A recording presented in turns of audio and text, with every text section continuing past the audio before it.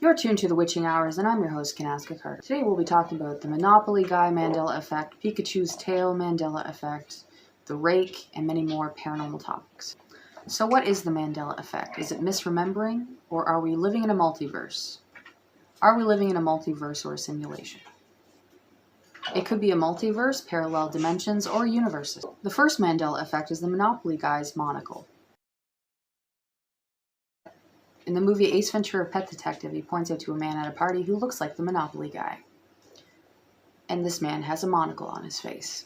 However, the monocle's been missing from the board games. You must be the Monopoly Guy. Apparently, there's never been a monocle, even though there was a post on Facebook, and it shows the Monopoly Guy with a monocle from the Monopoly page itself. A lot of people think the Monopoly Guy is getting confused with the Planters Peanuts Guy. So many countries don't carry that brand of peanuts, and people are starting to ask questions. What is going on? Another Mandela effect that I see going around now is Pikachu's tail. When I was very young, I started to draw anime around the age of 10 years old. Pokemon was released 3 years later in 1998 in Canada. I began to draw anime, including Pikachu. At the very end of Pikachu's tail, it was a zigzag pattern filled in black. Apparently it never looked like this, and it's solid yellow. I was able to find some fan art, and I will be showing you some clips right now. So it leaves us to wonder, are we being gaslighted by these companies to make us think we're crazy when we see changes? Or is it a multiverse or parallel dimensions? You decide for yourself. The strangest Mandela effect so far for me is Risky Business when Tom Cruise has a dance scene. There's a famous dance scene in Risky Business where Tom Cruise has sunglasses on, apparently, but now that has changed. Apparently there were never sunglasses in that scene. I distinctly remember that as well. And now it's gone completely. The remakes from the Risky Business dance scene, these people have sunglasses on. How do you explain them wearing sunglasses if it never happened?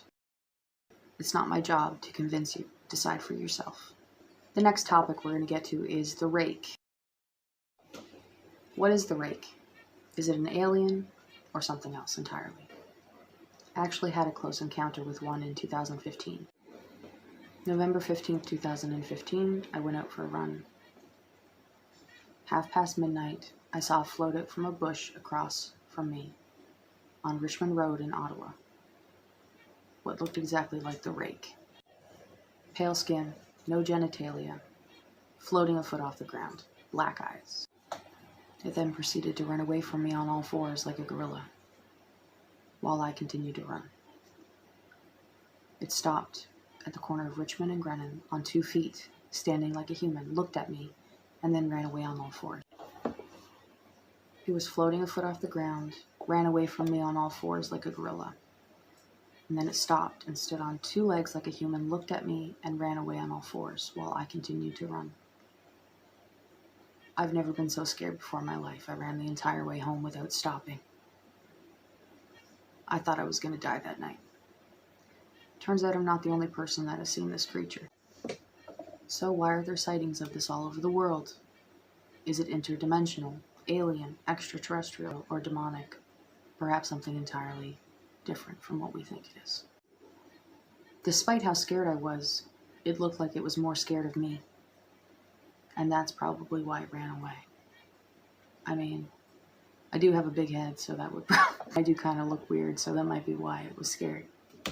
I've had 2 other close encounters with extraterrestrial beings, and we'll be getting into that in later episodes of this show. I used to have an FM radio show on CKCU 93.1 FM in Ottawa for 2 years, and I ended up quitting there. So the next topic we're going to get into is telepathy. What is telepathy? It's the ability to communicate with your mind and your thoughts. Can we do this? I've done it many times, actually. And so have many other people. I had what was a mixture of sleep paralysis and a telepathic experience when I was around 17 years old, and I lived in a haunted house at the time. I was just about to go to bed, and then I heard and felt a spirit in my room. It was like I could feel a presence there. I heard what sounded like a little girl laughing next to my bed, and I was so paralyzed with fear. I could not move, I could not speak. The only thing I could do was think in my head, "Mom, wake up, wake up, wake up." She got up out of bed and came to my door and said, "Were you just calling out to me?" In fact, I was not calling out to her, but I was saying it in my mind. Another strange experience I had was many years ago when I had missing time after I felt like I was being watched. Called everybody to see if they can come and hang out. Nobody could hang out with me. At 1 a.m. on the dot, everything in front of me faded to black. It was like I was not tired, but the scene in a movie, it was like it had changed. I woke up at 5 a.m. on the dot with an excruciating pain in my left ear. I couldn't hear it in my ear for a week, and in that week I was repeating back to people what they were thinking. I moved out of that house a week later, and my ear popped, and I was able to hear again. So it makes me wonder if when some of our senses are deprived, others are heightened, like our ability to be telepathic. What do you think? Can all people be telepathic? Perhaps. However, many people do not even have an inner dialogue. So how would they have a telepathic experience if they're unable to even think inside of their own mind?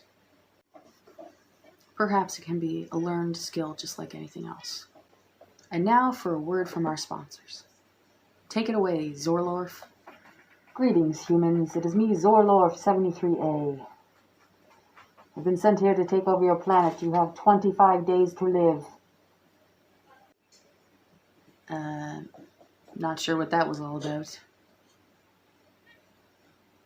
Thought it was supposed to be a commercial. Anyways, frightening. Never stop thinking, and never lose your curiosity. Have a good night, and I'll see you next week for another episode of The Witching Hours. I'm your host, Kanaska Carter.